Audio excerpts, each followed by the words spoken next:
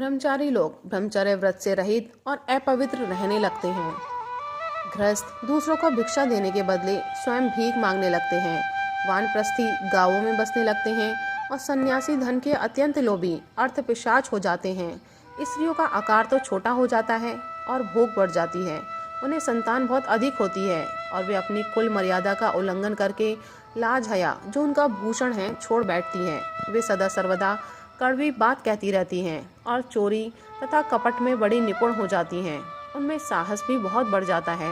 व्यापारियों के हृदय अत्यंत क्षुद्र हो जाते हैं। वे कौड़ी कौड़ी से लिपटे रहते और छदाम छदाम के लिए धोखाधड़ी करने लगते हैं।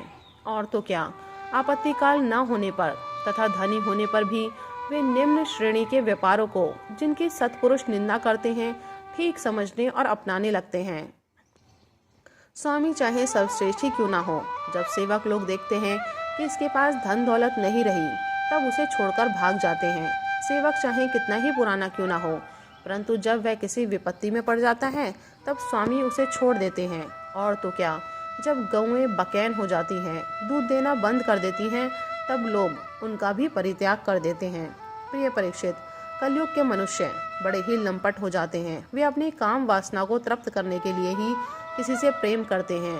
वे विषय वासना के वशीभूत होकर इतने दीन हो जाते हैं कि माता पिता, भाई बंधु और मित्रों को भी छोड़कर केवल अपनी साली और सालों से ही सलाह लेने लगते हैं। शूद्र तपस्वियों का वेश बनाकर अपने पेट भरते और दान लेने लगते हैं। जिन्हें धर्म का रत्ती भर भी ज्ञान नहीं, वे ऊंचे सिंहासन पर विराजमान होकर धर्म का उपदेश करने लगते हैं। प्रिय परीक्षित, कलयुग की प्रजा सूखा पड़ने के कारण अत्यंत भयभीत और आतुर हो जाती है। एक तो दुर्भिक्ष और दूसरे शासकों की कर वृद्धि। प्रजा के शरीर में केवल अस्थि पंजर और मन में केवल उद्वेग शेष रह जाता है। प्राण रक्षा के लिए रोटी का टुकड़ा मिलना भी कठिन हो जाता है। कलयुग में प्रजा शरीर ढकने के लिए वस्त्र और पेट की ज्वाला शांत करने के लिए रोटी, पीने के लिए पानी और सोने के लिए 2 हाथ जमीन से भी वंचित हो जाती है। उसे दाम्पत्य जीवन, स्नान और आभूषण पहनने तक की सुविधा नहीं रहती। लोगों की आकृति, प्रकृति और चेष्टाएं पिशाचों की सी हो जाती हैं। कलयुग में लोग अधिक धन की बात ही क्या, कुछ कौड़ियों के लिए आपस में वैर विरोध करने लगते और बहुत दिनों के सद्भाव तथा मित्रता को तिलांजलि दे देते हैं। इतना ही नहीं, वे दमड़ी दमड़ी के लिए अपने सगे संबंधियों तक की हत्या कर बैठते हैं और अपने प्रिय प्राणों से भी हाथ धो बैठते हैं। परीक्षित, कलयुग के क्षुद्र प्राणी केवल काम वासना की पूर्ति और पेट भरने की धुन में ही लगे रहते हैं। पुत्र अपने बूढ़े माँ बाप की भी रक्षा पालन पोषण नहीं करते, उनकी उपेक्षा कर देते हैं और पिता अपने निपुण से निपुण सब कामों में योग्य पुत्रों की भी परवाह नहीं करते, उन्हें अलग कर देते हैं। परीक्षित, श्री भगवान ही चराचर जगत के परम पिता और परम गुरु हैं। इंद्र, ब्रह्मा आदि त्रिलोक अधिपति उनके चरण कमलों में अपना सिर झुकाकर सर्वस्व समर्पण करते रहते हैं। उनका ऐश्वर्य अनंत है और वे एक रस अपने स्वरूप में स्थित हैं। परंतु कलयुग में लोगों में इतनी मूढ़ता फैल जाती है, पाखंडियों के कारण लोगों का चित्त इतना भटक जाता है कि प्रायः लोग अपने कर्म और भावनाओं के द्वारा भगवान की पूजा से भी विमुख हो जाते हैं।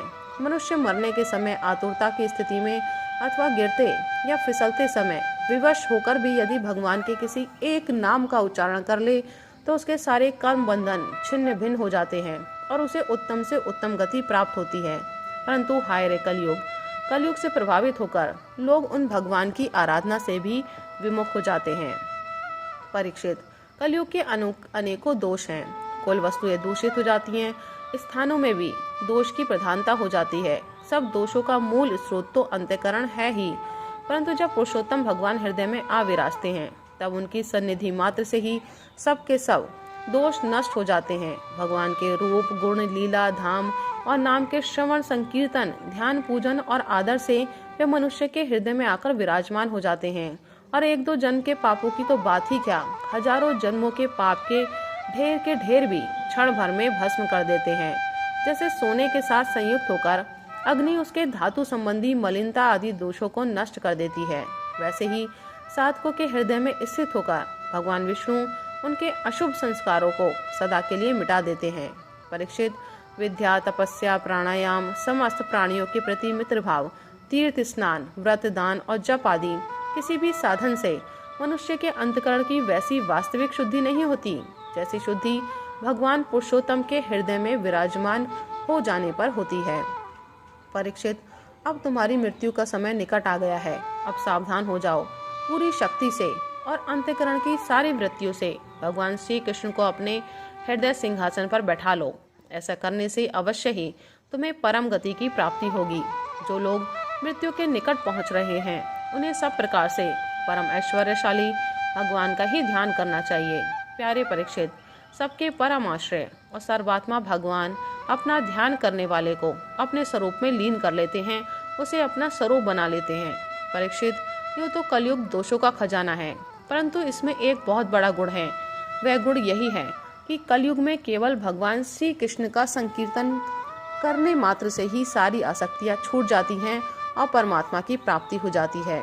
सतयुग में भगवान का ध्यान करने से, त्रेता में बड़े बड़े यज्ञों के द्वारा उनकी आराधना करने से और द्वापर में विधि पूर्वक उनकी पूजा सेवा से जो फल मिलता है वे कलयुग में केवल भगवान नाम का कीर्तन करने से ही प्राप्त हो जाता है।